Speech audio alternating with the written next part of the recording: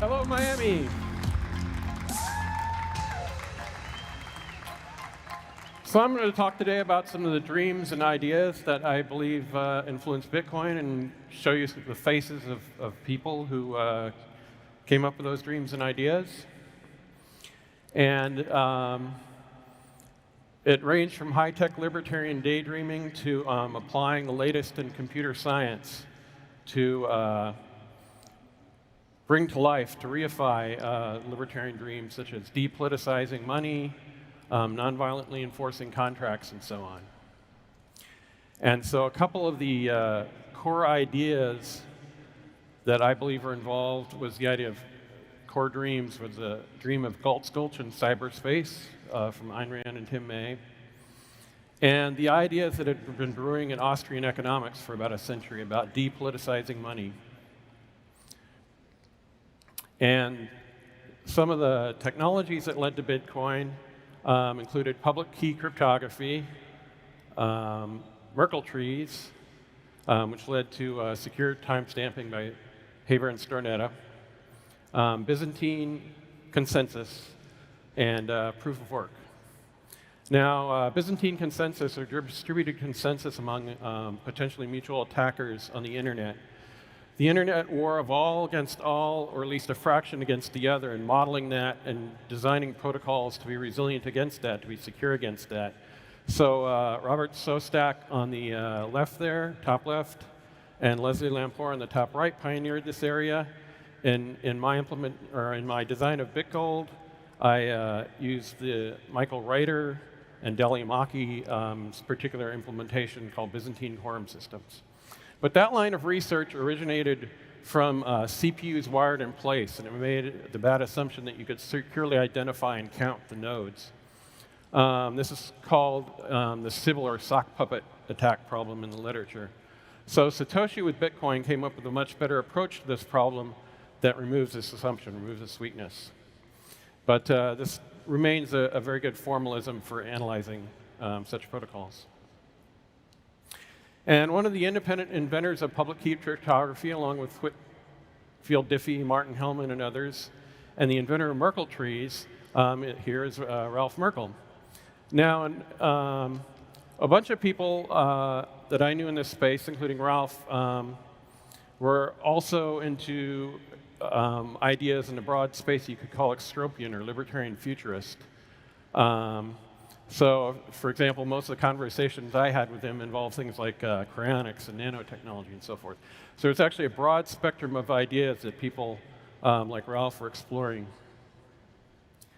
And at the intersection of politics and technology.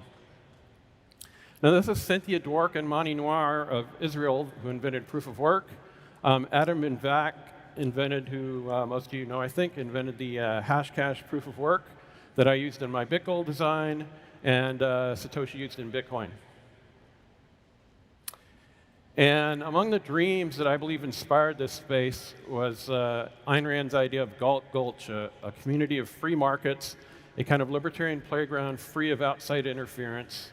And it was essentially secured by this pseudo-scientific force field type thing. So it was pretty much a nice fictional dream rather than any sort of reality when she wrote about it.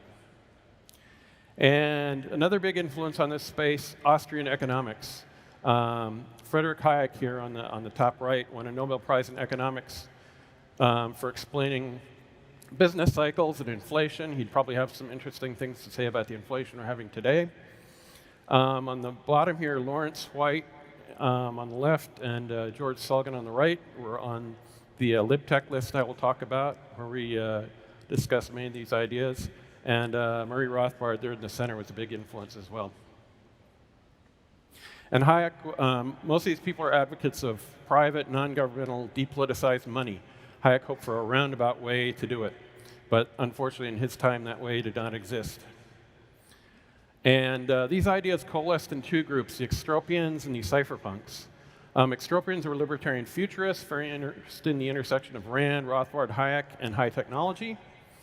And cypherpunks wanted to free cryptography from government control and make it a tool for the masses. And they're very interested in privacy. And one of the chief cypherpunks here was Tim May, who came up with the idea of fusing a lot of these ideas of Galt's Gulch in cyberspace, that you can really secure free markets from outside interference using cryptography. Still a utopian idea when he was dreaming about it, but much less unrealistic than the original Galt's Gulch, and a great starting point for creative inspiration. And the fact that Bitcoin can operate seamlessly globally comes from this idea. And also related is the ability to bank the unbanked. Both of these are because Bitcoin secures itself. It doesn't depend on government law or bureaucracy to secure it. To operate the protocol, you don't need to go to a bureaucrat to ask permission. And so you can seamlessly send money, for example, from El Salvador to Ukraine, and without people getting in between. And that revolutionary ability, I believe, comes originally from Tim May promoting the idea of Galt's Gulch in cyberspace, independence from outside entities in the operation of your market institutions. And also, personally, Tim May was promoting cypherpunks in the Instropians list, which is how I learned about cypherpunks, and so me and several others, probably Hal Finney as well. And this is the cover of Extropy magazine from 1995. We have the virtual bank of Extropolis, distributed networks of Extropia, 15 Hayeks, a hypothetical currency called a Hayek. And whether this is meant to be centralized because they talk about a bank, or decentralized because they talk about distributed networks, in 1995 this is still hand-waving and dreaming, but definitely a community of people who had gotten together on the internet, and sometimes live in California at least, and talk about these things. And progress these ideas and studied computer science to get some real technology behind this. And here's an article on smart contracts I wrote in 1995 for X3 magazine.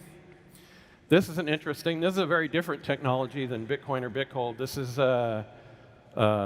David Taum's digital eCash. It was centralized, but it had some useful trust minimization features, especially protected privacy features, based on his invention of blind signatures. And so, as a way to test this out, test out this software, to not use real money like dollars, they created a test currency called Cyberbucks.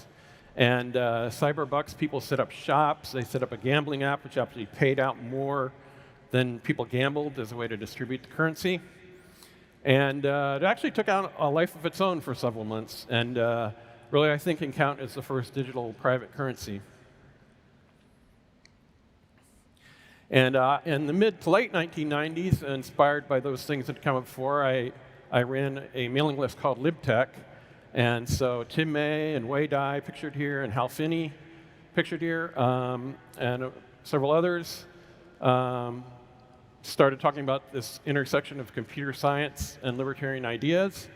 And out of that came my design for BitGold, and Wei Dai's design for B-Money.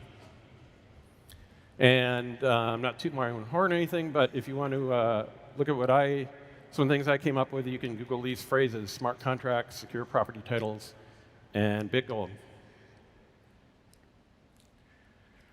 And Hal Finney, out of that also, inspired by BitGold, and some of the other things we talked about, came up with reusable proofs of work. This also used Adam Back's Hashcash.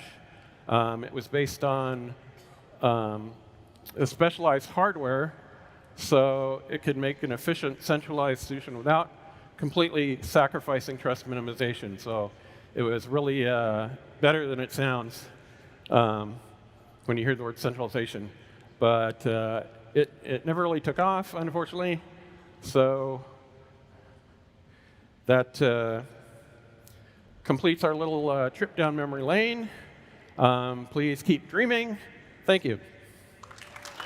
Welcome back, everyone, to Bitcoin 2022 here in Miami, largest Bitcoin event in the history of the world. Subscribe to our channel. We have great content every day. I'm your host, Nolan Bowerly. I run a daily show called The Breakup, where we contrast relationships that go into making dollars with relationships that go into Bitcoin, and hopefully, share a frame for you to not just trade dollars for Bitcoin, but to trade your relationship with money for something else much healthier. And today we got a bit of a history lesson from the great Nick Szabo on exactly how we got here and what's been built. And we really heard this argument that the trickle down of cryptography is happening, that individuals now are empowered with cryptographic keys in their hands. And now we look at a world really at war, and we see a piece of a financial war, economic war being a much larger component of physical hot wars than ever before. Of course, we see this power of cryptography being engaged for individuals to navigate what is perhaps a world war today. Robert, you're sort of at the edge of the, let's call it, need that people have, you know, almost in their heart for a way to navigate through it. And we saw a bit of that history lesson today. Did you see those lines? You know, we talked a lot off camera about what a fan you are of Nick Szabo, but do you go that far back in the history of this stuff? Yeah, I mean, Nick is, for me, one of the most influential thinkers of all time in this space. He actually sent me down the rabbit hole with his writing on smart contracts a long time ago. And I think what's interesting here, and again, kind of a large frame, is what he's saying is the old Munger quote, show me the incentive and I'll show you the outcome. Like, people have been trying to create this independent property right from the state for a long time, right? There's been a lot of failed experiments, a lot of lessons learned, and as a result, lots of shoulders of giants upon which we all stand. And the interesting thing here too is, like, with the breakthrough was largely from this integrating this proof of work piece into Bitcoin in a distributed fashion. And to get philosophical about it, it's so fascinating to me that having work integrated in the money actually changes the nature of how we interact with one another, right? We're talking about Bitcoin moving us away from taking as a wealth acquisition strategy, right? You can't inflate, you can't steal, you can't confiscate. So what are you left with as a human being? You have to go out into the world and engage in making, right? Cooperative, long-term trading relationships. And that's what Bitcoin's all about. It just changes our incentives, and therefore it changes our aggregate outcome. Scott, we saw, you know, a reframe, let's say, of the importance of these markets beyond just returns. You know, he sort of alluded to this global war piece. As a trader, do you see that? Do you have fans that come to you and say, like, I need returns, not because, you know, I got a credit card bill to pay, but I got to get out of my country right now. I got to get away from policy. Now, you know, you would think it's just financial advice and all that stuff, but in an economic war, do you see yourself as someone on the front line with some of the information you can share? Do you see yourself as helping people empower themselves using cryptography beyond what we can just think about as far as, you know, charts? That's certainly the goal. And to be very clear, everyone should be an investor. Nobody should really be a trader. It's something for a very small population to do with a very small part of their capital. They should be investing in Bitcoin, and Bitcoin should be the core of their portfolio. Just to put that very clear. I think what all of us are doing is trying to just beat this drum over and over again to anyone who will listen, literally, because it's not mainstream yet. We're getting there. But yes, there's people all over the world that have not heard this message, still have no idea, and still need to hear it. Am I on the front line? I wouldn't be so egotistical as to say that. I'm just trying to do my part to spread the message.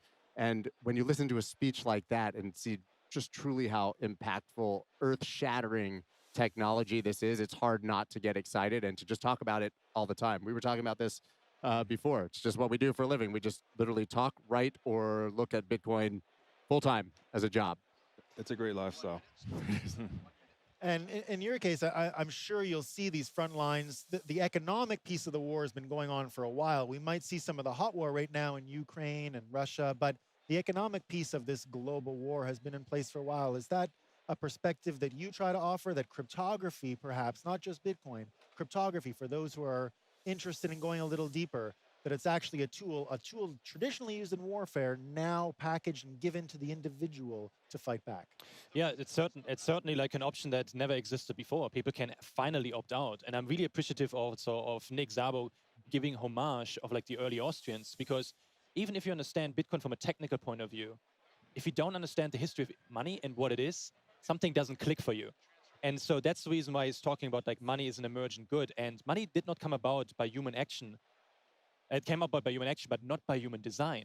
And that is so insightful, because everybody thinks like you do this and then you create fiat money. And that's what the central bankers don't get. Bitcoin is completely different and offers a completely different perspective on this. You heard it here again, folks. I'm telling you, the greatest post-game, pre-game analysis you'll ever hear on any Bitcoin keynotes. We'll be right back at you after our next panel on global Bitcoin adoption. Thanks again.